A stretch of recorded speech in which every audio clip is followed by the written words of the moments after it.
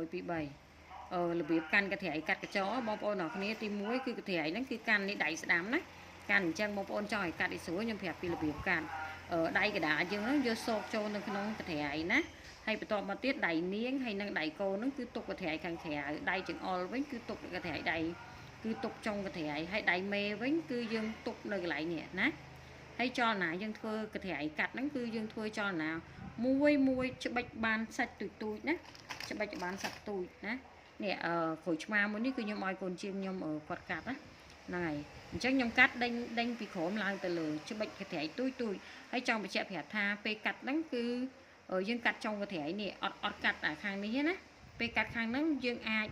ពេលយើងកាត់ទៅវាដល់ទៅមុខហើយបន្តមកទៀតកន្ត្រៃហ្នឹងវាលយទៅក្រោយវាអាចធ្វើឲ្យដៃសាច់ភ្ញៀវអញ្ចឹងអារបៀបកាត់ខ្ញុំប្រៀនណាបងប្អូនអរគ្នានេះអានេះចុងកន្ត្រៃចាកាត់ឡើងចឹងមកហើយយើងបិចសាច់ទូចបានហើយបិចសាច់ទូចហ្នឹងពេលយើងកាត់ទៅទោះបីវាបែកស្ញាញហើយពេលភ្ញៀវគាត់ត្រូវទឹកត្រូវអីគឺអត់មានឃើញសាច់រីកធំណាគឺ smooth ល្អហ្មងអាហ្នឹងការកាត់សាច់ឲ្យបានស្អាតចាបងប្អូនអរគ្នានិយាយទៅបិចដូចខ្ញុំអញ្ចឹងគឺ